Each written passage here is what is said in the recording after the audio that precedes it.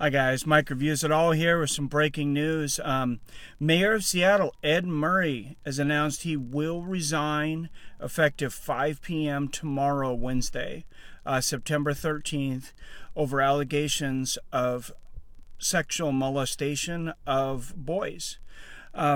This is the fifth allegation in a few years that Ed Murray had sexually molested young boys.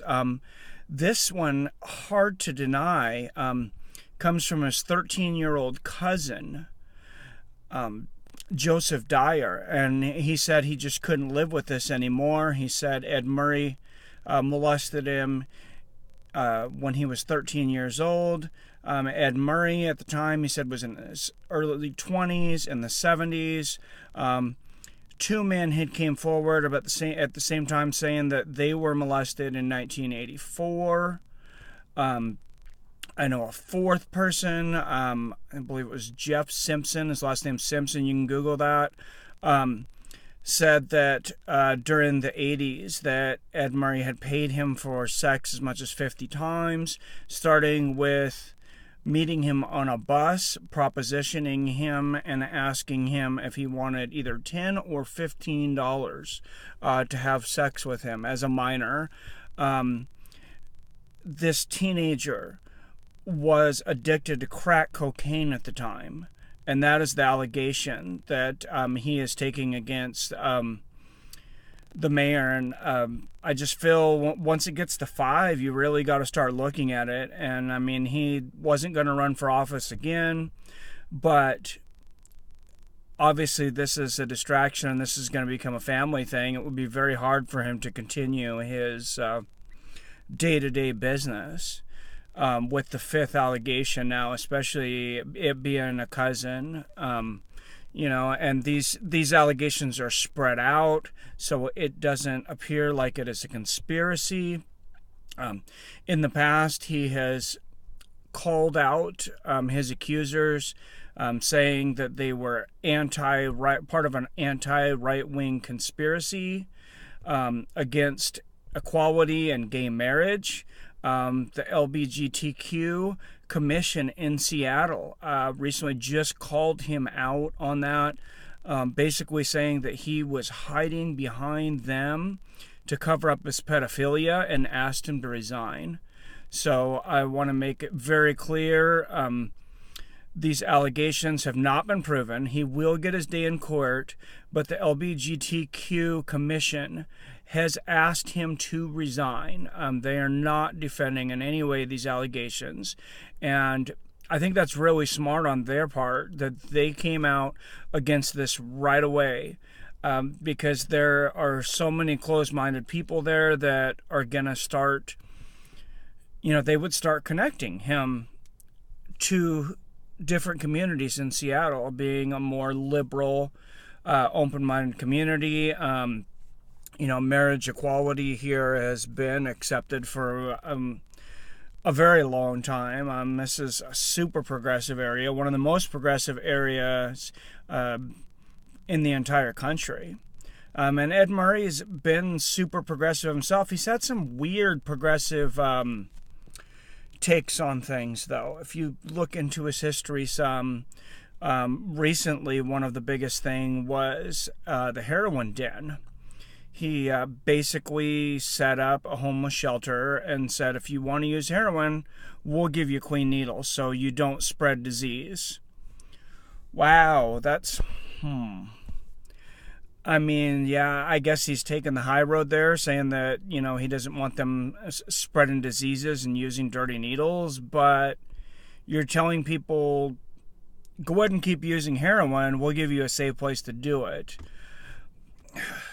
That's pretty hard for me to endorse. I can't endorse that, and I don't think that's good for those people. For our homeless, we have a huge heroin epidemic, and Washington State is, just the same as a lot of the country does.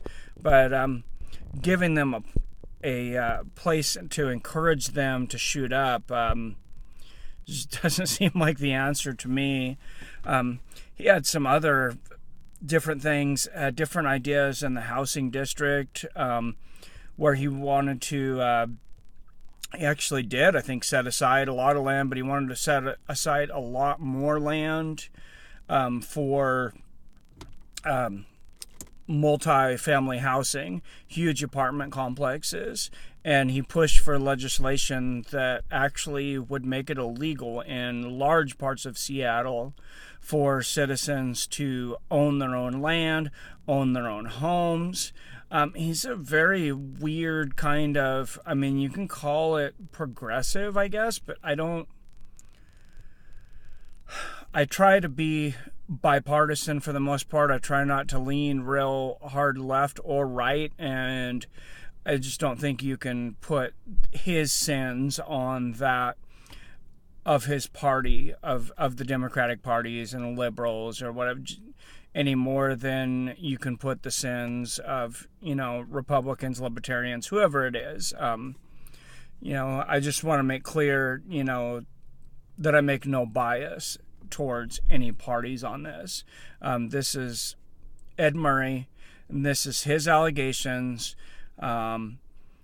He has been sued in the past. I imagine he will go to court again. Joseph Dyer says he's tired of seeing his cousin get away with these things and that he's ready to end it. So I really expect it to go to court. I expect him to face criminal trial. I don't know what the statute of limitations are. I know they're different on rape and molestation. If somebody knows, if you could put down there in the comment and help me out. I wanted to get this news out as quick as possible. I seen this in the AP breaking news, and I actually took my lunch early here at work to get this out to you guys. I appreciate all my subscribers that tune in and listen to my rants and listen to my not always most professional videos, but I do try to put out the highest quality videos, and I can with my limited budget at this time, and sometimes it's just a time thing, but I wanted to make sure and get that out as quick as possible. What do you guys think? Please give me a like, please give me a subscribe. If you have any more articles that people might be interested, more information on this, feel free to leave links down below in the comments. But just let me know what you think. Innocent until proven guilty, but I mean, this is a decathlon of allegations right now. And this guy, 5 molestation accusations at this point. And I want to say, I don't think I said before, the allegations of the 2 boys that came out at once was in like a community home setting. It wasn't a YMCA, but it was like a community, low-income children, a place where they were going essentially to be safe. I mean, it was essentially their safe place to get off the streets, to be fed, to go do sports and things. And they're alleging that Ed Mayer took advantage of that and took that time to molest them. I think these are very serious allegations, and I believe that he needs to see his day in court. I'm glad that he resigned as mayor of Seattle. I'm not sure where that goes from here. The budget here in Seattle, there's a lot of chaos. There's a lot of uncertainty with a lot of things. A lot of people pushing a state tax right now, which he was pushing. He was part of the fight for the $15 an hour. And you can see some good and bad out of that, depending on what side of that you're on and what it was that affected you. But I can tell you from the people here in Snohomish County, when the minimum wage rose from, I think it was $9.47, it was 9 something, to $11 an hour, I noticed an immediate drop in morale in my employees and the employees around the town, especially restaurants. People are not tipping as much, different things like that. So there's definitely a lot of backlash here. A lot of people maybe voting with their pocketbooks, and a lot of people that were making just above minimum wage now I think they're a little demoralized to think that, okay, before I could say at least I didn't make minimum wage. Now I'm at the very bottom of the scale. My skills are worth the minimum amount that you can legally be paid, and I think that's affecting people's morale.